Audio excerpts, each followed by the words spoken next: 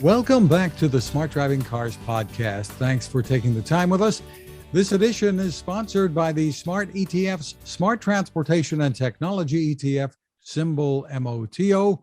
For more information, head to motoetf.com. Technical support is provided by CARTS, the Corporation for Automated Road Transportation Safety, a 501c3 nonprofit dedicated to safe and high-quality mobility for all. I'm Fred Fishkin, along with the Faculty Chair of Autonomous Vehicle Engineering at Princeton University, Alain Kornhauser. Hi, Alain. Hey, good morning, Fred.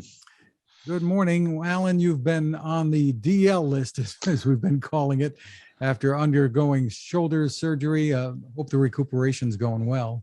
I'm hanging in there. I guess, it wasn't going to heal again. I tore it probably 30 years ago and again and again and again. And I guess I finally had to have all the tendons reattached, but except for the discomfort, so you can't sleep, things are going pretty well. Except for not being able to sleep, right? Yeah, right. So if I'm cranky, whatever. We're going to be taking an opportunity to share with our audience an interview or two that we did at the 5th Annual Smart Driving Car Summit in just a minute. But first, there are some headlines to cover. There's more progress to report in the city of Perth Amboy. They've joined Trenton here in New Jersey and taking part in the MOVES effort to provide safe, affordable, autonomous mobility to people in the community who don't have the mobility options most of us enjoy. So this is encouraging news, Alain. Yeah, very encouraging. I think one of the real successes of the summit was to at least engage some other folks here in New Jersey, and including the mayor of Perth Amboy, and it's really an interesting case. Perth Amboy, as the mayor likes to say, has been first to sign the Declaration of Independence, and it was signed in Perth Amboy, and they want to be first with this, so they want to go out and compete with Trenton to be first. So maybe we'll have a little competition. We'll see, but it's a very interesting town, and in a sense, again, with our approach to the deployment of these driverless vehicles in limited areas to really provide mobility for those who really need it most to begin all of this. We can take people from Princeton to Newark Airport. Well, maybe, but how many different ways do we have to get to Newark Airport from Princeton? But this is to provide mobility to folks who basically the option is to walk. And so we're taking a look at Perth Amboy. Well, I've got my fingers crossed. It's my hometown. Your hometown and Brian Taylor's hometown and so on. So what the heck, we might as well do it right here in River Cities, right? NHTSA, meanwhile, has opened what it terms a special investigation into a crash that involved a cruise vehicle in San Francisco on June 3rd. There were some minor injuries in this. The report filed on June 3rd said the crash, according to Cruise, involved one of its vehicles entering a left-hand turn lane, and they signaled for a turn, initiated a left turn on the green light. At the same time, though, a 2016 Toyota Prius approached the intersection in the right turn lane from the opposite direction, traveling at about 40 miles an hour in a 25 zone, and there was a crash. Yep, there was a crash, and they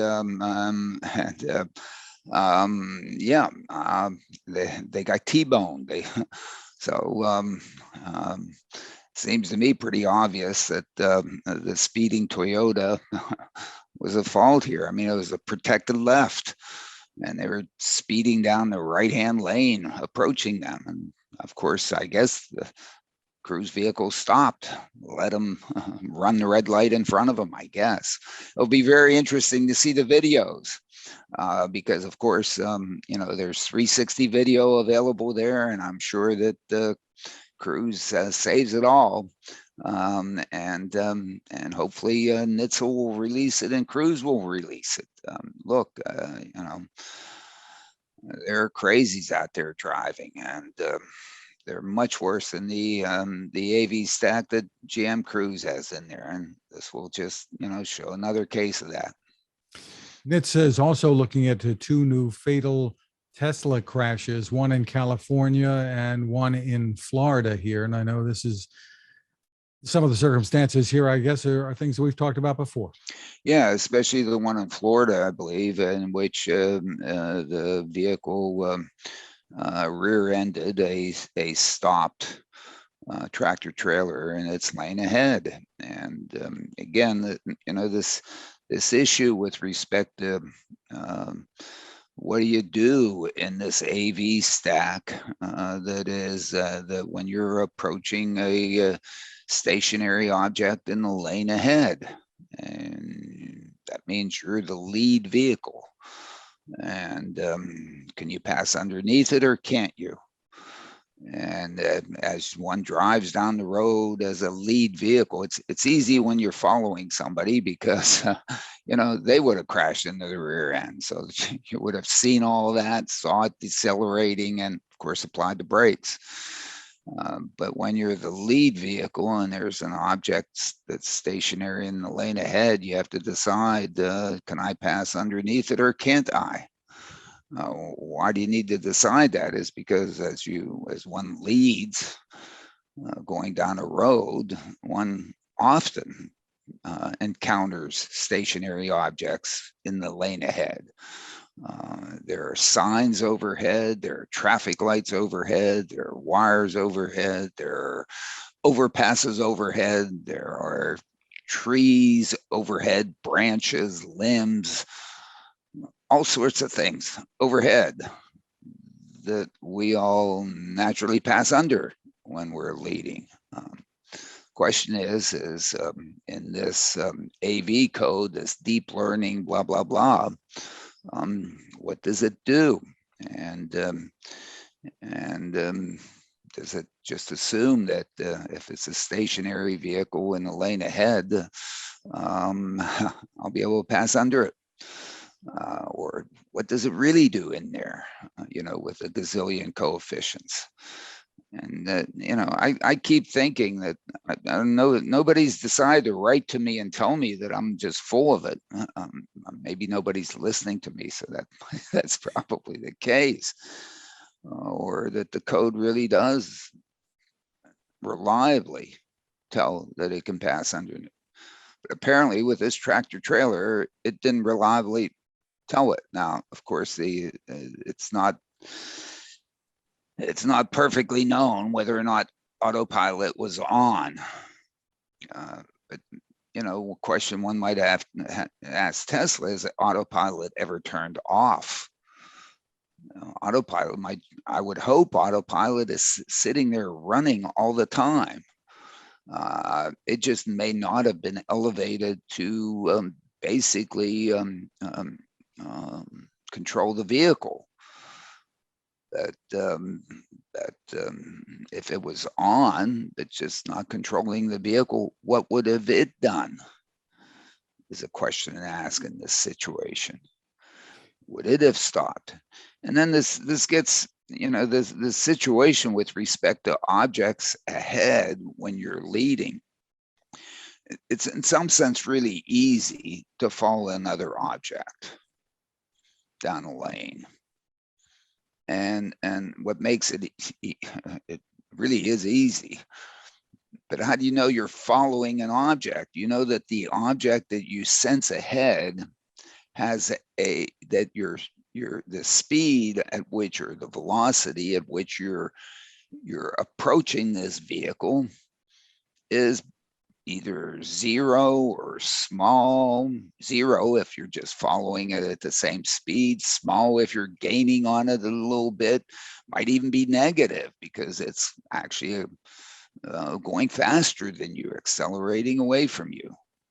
Those kinds of, and it's very easy to determine what your relative velocity is to objects ahead. It's done essentially with every object that is sensed in these things.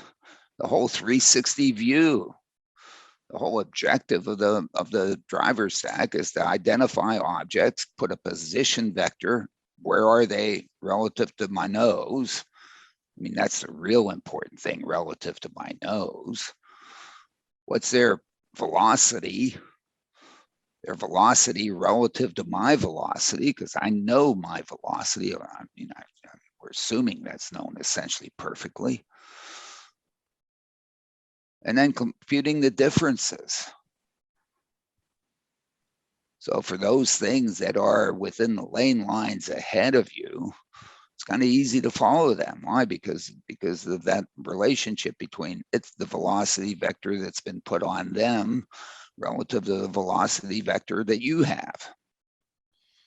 Now, if I'm driving on a 2-lane road, or if you're driving on a 2-lane road and it's curving around to the right, and there's oncoming traffic in the opposite direction, can you imagine what these things see? They see Fred coming the other way, actually, because the road is turning to the right, at some point, dead ahead of me. With now the difference in his velocity vector to my velocity vector being, oh my goodness, it's even greater than my velocity. It's not a stationary object, it's coming at me. What do I do? Oh, well, let me make sure where are the lane lines? Where am I doing? Where am I going to be? Where's he going to be? Whatever. He better stay in his lane. I mean, you have to go through all this stuff. And since that happens so often, you have to wonder about these algorithms. Do they ever garble it up a little bit? Because there's uncertainty associated in each one of these values that you associate with the position, the velocity, the acceleration, the jerk, the location of the lane lines, and so on. Because you don't know them perfectly, because you're sort of bouncing around a little bit, da-da-da. And so you can't have this thing happen so often with respect to vehicles in the lane approaching you and turns to the right, that you can't have the system say, oh my goodness, because of that thing's coming at me, and start applying the brakes. So what do I think they do with every vehicle that is approaching? I bet they disregard it. Probably just the same thing they do with stationary vehicles, because they assume they can pass underneath it. Why? Because it's so rare that you're just coming along as a leader, and all of a sudden you come upon something that's dead stopped ahead, that hasn't been moving before, that you haven't been tracking, that you haven't identified as a vehicle that you to be aware of, and so on. It's just a thing. It's like coming up onto an overhead sign as you're coming down the road. Long distance, that overhead sign looks like it's flat dead ahead of me. I won't be able to pass underneath it. And depending on the situation and the ups and downs in the road, even when you're close to it, but the road's going to dip underneath it. So these are very, very difficult situations, and I hope everybody's code does it well. It's not easy to get it right all the time. And essentially, unless you get it right all the time, you're going to hit the brakes. Right. Obviously, there is no technology out there today that's going to enable a driver to say, I don't need to be paying attention to the road. At least that's available to consumers. It's available to consumers. Apparently GM Cruise and Waymo do have that in theirs for the speeds that they're operating in and the places that they're operating, and they feel comfortable that they can do that. I'm sure they have it. But whether or not that also exists in everybody else's, where every tap of the brakes by a system, when it's supposed to be doing it, the driver goes, what are you doing? Same thing Elizabeth does to me when I'm driving down the road and I inadvertently hit the brakes. Why'd you hit the brakes there? It's usually not that. It's because I hit the gas instead of the brakes. But I think everybody gets it. This is not easy. Again, because the uncertainty and associated with each one of these observations that's made, 30 times a second. And so, they've got to get it. They've got to get it right, especially with respect to the stationary objects. Maybe we are just, when we're using these things, going to have to withstand just a few little taps of the brakes until the system can kind of get its head straight. I know often when I drive, I misread signs. I get confused. And so I slow down. So let it get confused and slow down, as opposed to saying, hey, no, heck with it. It couldn't possibly be. Boom. I don't know. Our friend Russ Mitchell, Alan, had an interesting piece in the LA Times. The headline, "We are killing people, how technology has made your car a candy store of distraction." And they're talking about cognitive overload here. And I think it's pretty obvious what's going on in many vehicles. Yeah, and it's hard for us to be able to absorb it, and probably maybe someone should go out and look at all this. It might be a heck of a lot worse if the systems that we have, if we didn't have autopilots, and we didn't have Distronic Plus, and we didn't have Super Cruise and so on, and those kinds of things in the vehicles that have them. They may well be saving our butts. I don't know if we went out and did a poll and people sat back and thought about it in terms of the number of times their cars saved their butts. I know my car saved my butt a couple of times.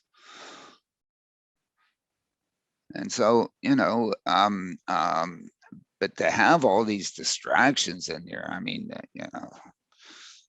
I know, Fred, you just got a Tesla and you now have a big screen in your car. I don't know how you can put up with big screen in the car.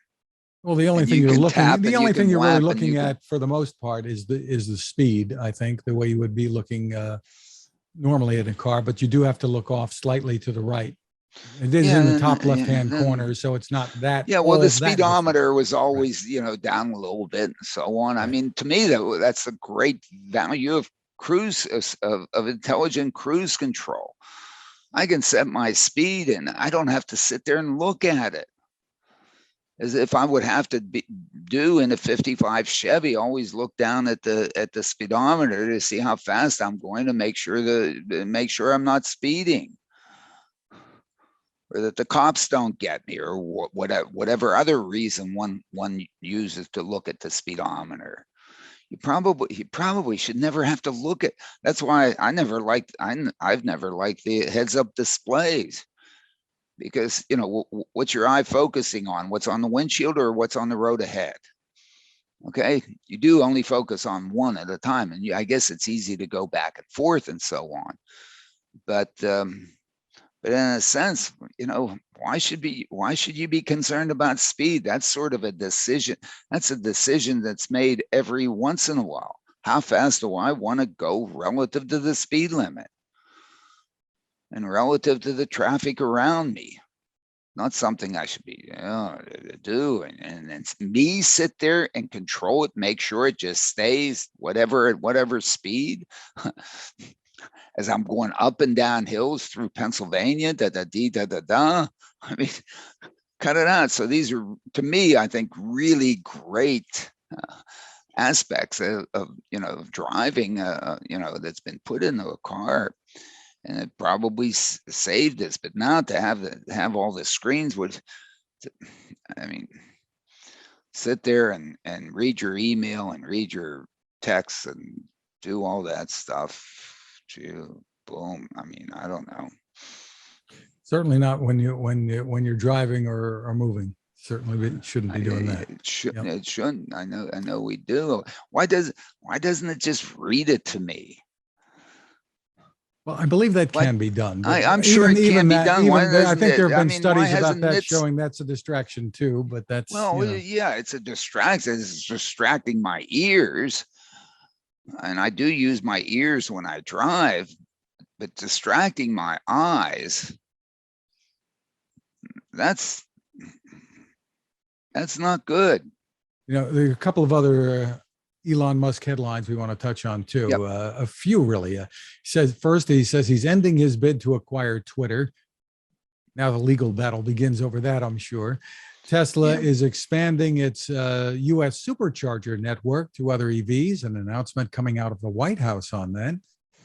And his Boring Company has opened up the first passenger station in the Vegas Loop.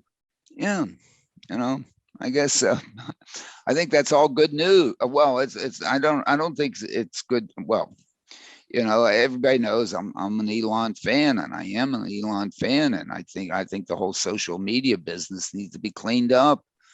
I don't know who's going to clean it up, but pick somebody. If I was going to pick somebody, probably be somewhere near the top of the list. And I guess he's not going to do that. Probably he just looked at his pocketbook and said, "This is like crazy. I mean, why do I want to be in this? Got all these other good things that I'm doing, with SpaceX and so on. I mean, SpaceX, I don't know, landed its 100th booster a couple of days ago. I think it's launching another one. I mean, total successes. Starlink, I mean, well, they just got permission to be putting that on all kinds of Starlink moving vehicles and aircraft, and I mean, and it's like, whoa. They announced they're selling a version of it for yachts, Alan, at $5,000 a month. So. Yeah, well, it's probably good. I mean, look, that whole business of Starlink is he developed a rocket that you can reuse. Now you have to use it. And there were no customers, or very few customers. So he decided to create a customer, and he created Starlink. Now, whether or not, that customer is going to end up really being able to pay for all the launches and so on and all the things. But, in the meantime, it's kind of hey, might as well use these things. They're there. I built them, whatever, they're available. And now what's he going to do when Starship, if he catches that Starship? I mean, I don't know. I'm just going to go nuts. Those chopsticks actually catch that sucker, and when it comes back, I don't know. I mean, I give up. Elon, you can do whatever you want. I mean, it's like it's not Elon. It's the corporate structures that he's built around these companies that are accomplishing these things, and these are non-trivial accomplishments. So that's why I'm a fan. But I guess whatever. We'll be back, but this is a good time to remind you about our sponsor, the Smart ETFs, Smart Transportation and Technology ETF, symbol MOTO. To get more info, head to motoetf.com. On the website, we should point out it's a good idea to read the white paper. It's called The Smart Transportation Revolution. You'll find it under the Insights and News tab. Lots of great information there that can help you make informed decisions about investing. ETFs, you probably know, can be a good way to spread risk with investments, maybe focus on a particular category of stocks. That website again is motoetf.com. We are back with more of Smart Driving Cars. Alan, the 5th annual Princeton Smart Driving Cars Summit in June had great participation, and we had a chance to speak with some of the people who made it so successful. For instance, Anil Lewis, Executive Director of Blindness Initiatives at the National Federation of the Blind. Yes, sir. Thanks for having me. Thank you for taking time with us, Anil. Tell us what your thoughts are. You've been listening to all that's been going on here and all of the talk about mobility initiatives, the push here in Trenton, elsewhere around the country, really around the world. You have a different perspective on the meaning of all this. Tell us what your thoughts are. Well, my thoughts are purely selfish, but it's also based on the lived experience of the thousands of members of the National Federation of the Blind. I'm here kind of in their proxy, making sure that the voices of blind people are heard as we really engage around this life-changing development of innovative technology. I really appreciate Professor Kornhauser and his commitment to continue to bring all the various stakeholders to play, because what we've found in the past is our voices are not heard because we haven't been invited to the table. But just having been invited here, this is my second summit as a matter of fact, really helps us continue to make sure that not only just the concerns that we have around the technology it develops, but even more so for all the other stakeholders, the benefit that we can bring through our lived experience, through our strategies, through our knowledge and our innovation, and it will turn into the best solution. So overall, to your question, I apologize, the biggest thing we're trying to deal with is the fact that many people with disabilities, transportation permits such a significant barrier to living, working, and playing in our communities, but smart cars creates an opportunity to eliminate those barriers. And with that, I mean, the sky's the limit. There are two separate, I guess, technologies that we want to talk about. One is this mobility as a service and planning for it and talking to people who have needs in the planning stage before these things get built. So what do you tell companies or the vehicle makers when they're putting these things together? What should they be keeping in mind? Well, we tell them first and foremost, don't make the assumption that they can figure out what we need simply by closing their eyes or sitting in a chair, to kind of emulate what a person in a wheelchair would be like. You have to get the people who have that lived experience in place, because you're going to be prone to making a significant mistake of trying to create something that doesn't need to be created and missing the win of developing something innovative and life-changing. So one, we try to make sure they understand that they can't do it without our participation. And then the other big piece that we try to communicate to them is by making sure that you meet our needs. You're not just making it possible for people with disabilities to take advantage of the technology, you're creating the best piece of technology for everyone. You're creating a multimodal experience for anybody to engage. So a vehicle that I can use is a vehicle that a sighted person can use. But the voice features that I would use to access it enhance the experience for that sighted person. A vehicle that a person who uses a wheelchair accesses, a person who doesn't need a wheelchair could still use that vehicle. But if perchance they have a life situation that requires them to use a wheelchair, voila, there's no life disruption. The same vehicle they've been using is the same vehicle they can continue to use. So it's a win-win all around. So are you talking about things like a Siri or an Alexa as being part of the interface in these vehicles? Yeah, I mean, years ago, people would have thought that Siri and Alexa were just specifically for disability, voice control things. Now, everybody's using it because it's a simple multimodal interface that allows you to do something hands-free. So again, we add value to this whole process that people, I think, sometimes miss. And beyond that, are there other features beyond a voice control that you would like to have in these vehicles? Sure, we're looking at making sure that there's some tactile ability to tactily discern different controls in the car. And again, that's helpful for sighted people as well. I don't know if you remember, but there was a while that all of the consoles in the cars were turning into touch screen, which require you to look at the screen to know what you're touching. They started eliminating those because people, not even knowing it, were using the knobs on their radios and air conditioning to non-visually adjust the controls in their car while they could still focus on the windshield. So the non-visual pieces that we use, the tactile discernible pieces to control the vehicle that we use, are going to, again, enhance the driving experience for people who are sighted. Well, drivers are still looking at screens, but they shouldn't. Yeah, when they're on the road. smartphones, that's true, yeah. So another But issue. now you can talk to them too, so there you go. If we talk about autonomous vehicle technology in a more general sense, not mobility as a service, I imagine that stirs something in your imagination that you could get in a car and go. Yeah. Tell me about that. I was blind at age 25 due to retinitis pigmentosa. So prior to me losing my sight, I was the proud owner of a nice soft-top Ford Mustang convertible. And I have to admit, it did make up part of my identity. It was the dream car I've always wanted since I was younger. And sometimes, it was always really helpful that if I had someplace to go, I could just leave the house whenever I wanted, get in the car and go wherever I wanted to go. Didn't have to reserve anything, didn't have to call anybody, I could just do it. And then in those instances where there wasn't even a real destination, I just wanted to get out. It was therapy. I could get in my car, I could let the top down, turn on some music, and just drive around. When I went blind, I didn't realize how much I had taken that particular piece for granted, right? Because now I'm catching public transportation at best, having to depend on someone else. I would call them to come pick me up, and again, that puts you at the jeopardy of someone else's timetable and schedule. And it was just so frustrating. Things that most of us Just take for don't, granted. right, we don't even think about. We can go where we want, when we want. I want that back. I want to be able to take that for granted again. I want to be able to get up and go when I want to go where I want to go, when I want to go there. And the autonomous vehicles presents me with that opportunity. So that's why I'm hungry for it.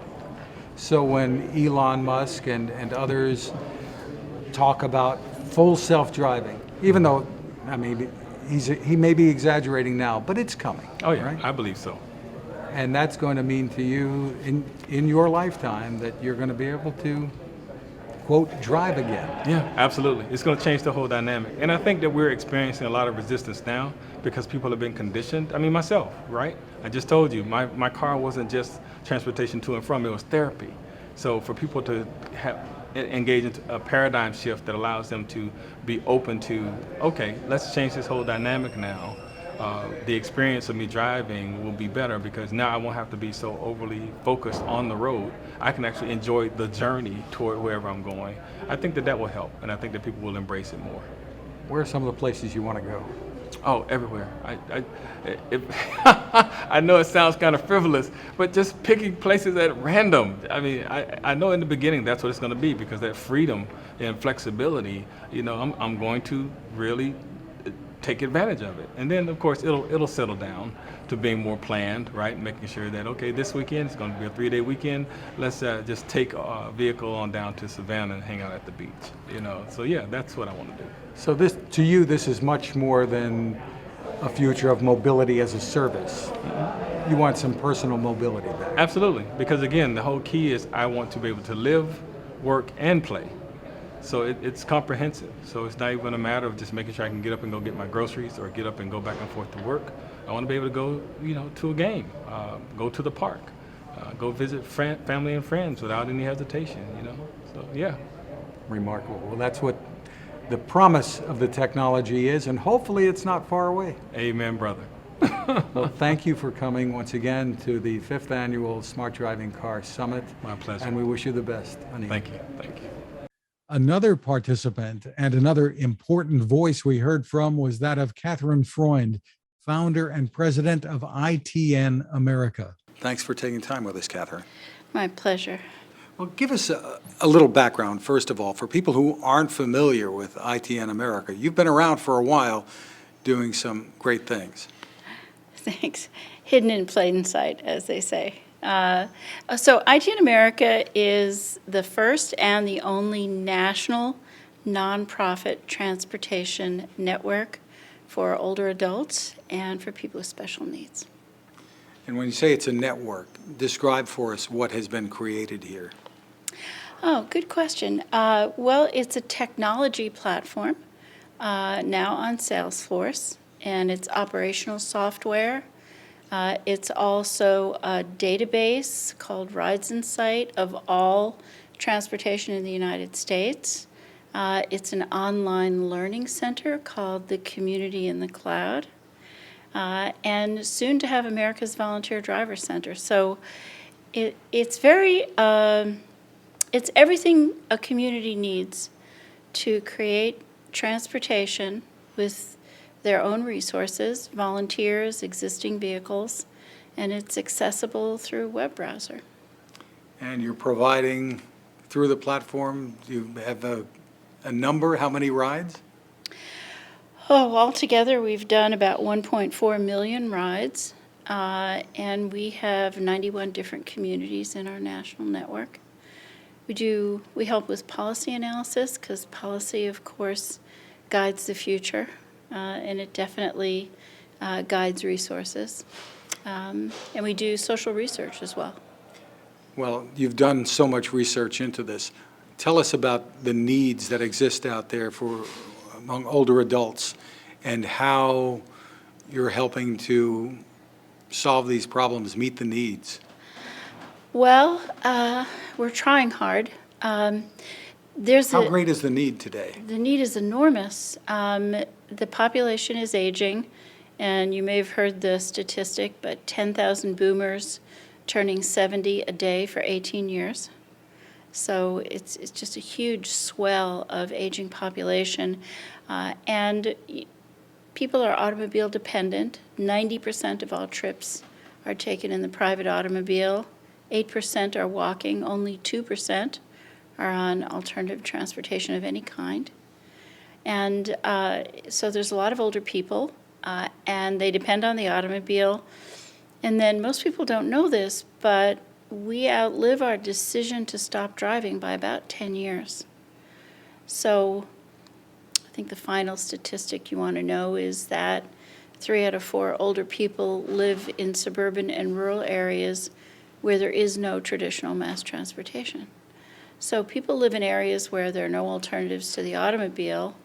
They're dependent on the automobile, and then they survive their decision to stop driving by a decade. So they basically become stranded, and many people become socially isolated or dependent on favors. Nobody wants to be dependent on favors, especially for something as fundamental as transportation, you know.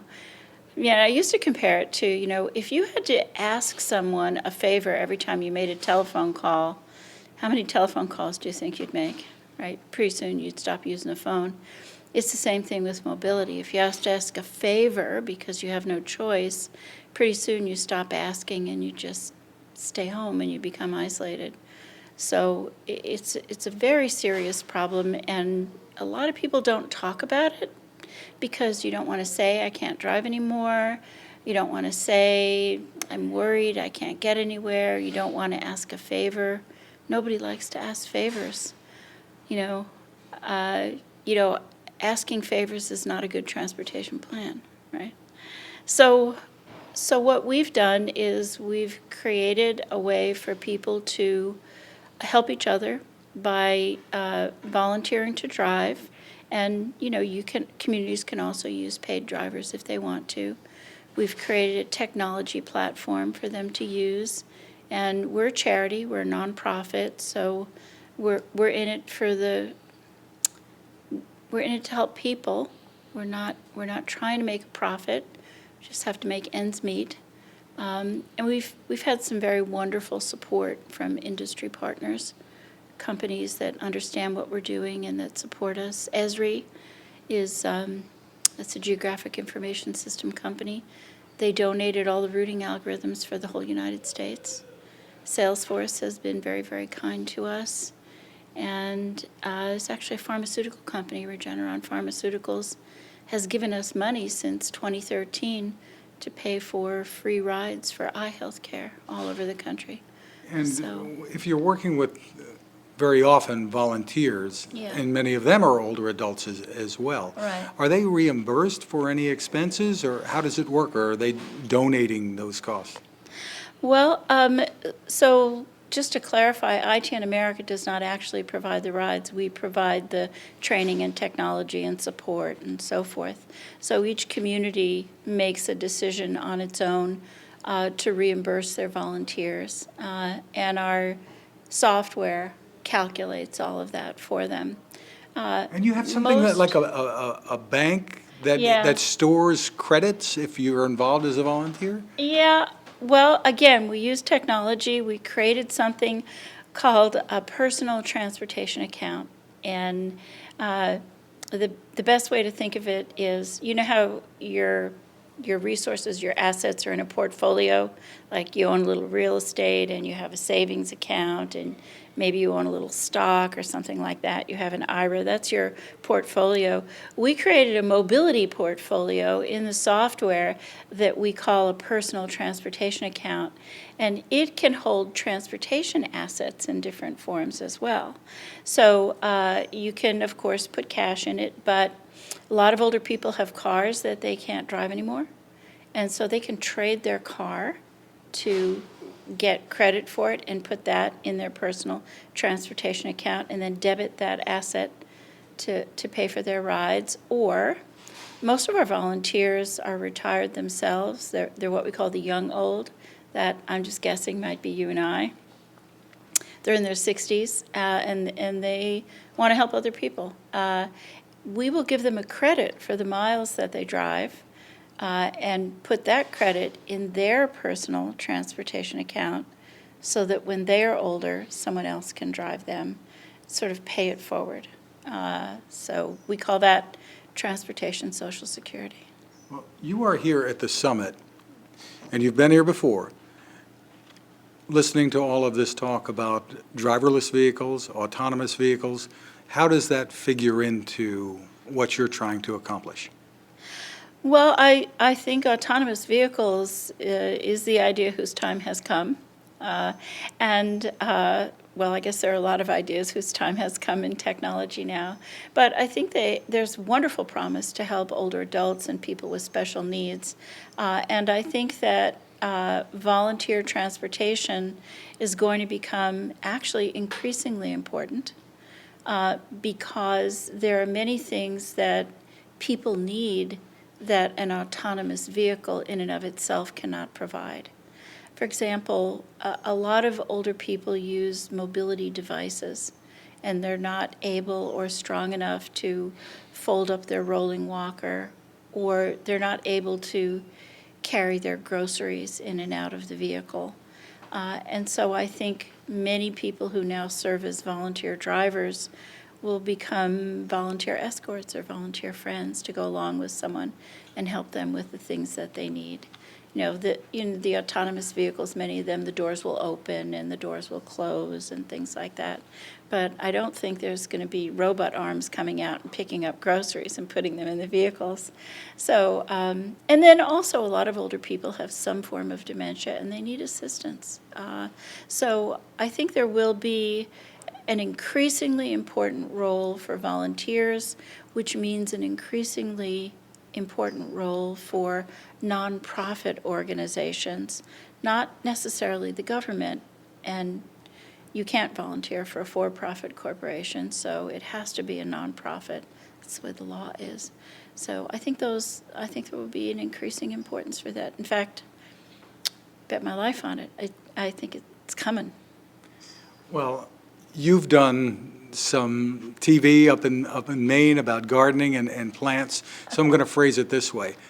How did the seed for what you're doing get planted? Why did Katherine Freund get involved with this? Well, I don't know if you know the answer to this, actually. I have two children. They're in their 30s, but when my son was a child, he was run over by an older driver. And I don't know if you know that. I did. Yeah, that's how I got involved, and he's okay. He was hurt, but he's okay, and he's very happy and healthy now with his own children. But I just thought that didn't need to happen. The driver was 84, he had dementia, and he said he thought he hit a dog. That's how out of it he was. And I just said, somebody has to fix this. I'll do it. And it's grown into a national organization, a national platform. It is, and I think we're now positioned, I think, to really help a lot of communities and really help a lot of people. Because, if you're trying to think big, which if you have a big problem, you have to be able to financially, economically scale what you're doing. It has to be affordable to people as well as meet their needs. The answer to this is people need a ride, but if you have to pay for a vehicle and pay for a driver and someone to escort every older person who doesn't live on a bus line who needs a ride, it's not affordable. So we had to figure out what people needed, and then we had to figure out a way to make it really affordable so that people would have the mobility that they need to live their lives in their homes, in their communities, with the neighbors they know, with the family they love, and be able to stay there and be independent. And I think we've done it. I think you have. Congratulations, Katherine. Where can people go for more information? Well, they can go to our website, which is... You have a new website. We have 4 websites now. The main website, you can get to everything from the main website, is itnamerica.org. If you want to get to the new program, it's itncountry.org. If you want to get to the database with all the alternatives around the country, that's ridesinsight.org. Katherine Freund, thank you for being with us at the 5th Annual Princeton Smart Driving Cars Summit. Thank you for having me. Well, that is going to wrap it up for this week. We want to thank Anil Lewis and Katherine Freund once again. Alain, hope the recovery continues smoothly. No, it'll be good. It'll be good. I'll be back. See if I can make it back for the playoffs, whatever. We need you. Yeah. No, they don't need anyway. It'd be nice if they did, but yes, I had to have it fixed. Thank you. Yes, and things are moving. Big conference coming up in California, Transportation Research Board Summer Automated Vehicle Meeting in Los Angeles. I'll be out there a week from Monday and try to move this technology along to get it deployed and start delivering some value to society. So that's the main focus, main reason I'm going out there. So hope to see many of you out there, and be nice to see people in person. Thank you to our sponsor, the Smart ETF's Smart Transportation and Technology ETF. The ticker symbol for the ETF is MOTO. More info is available at motoetf.com.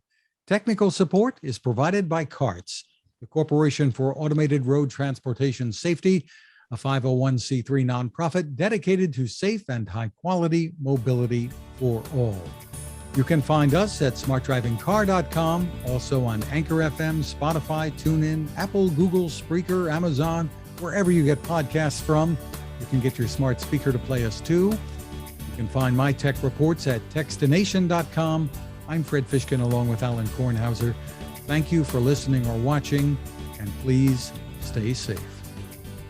Thank you, everybody.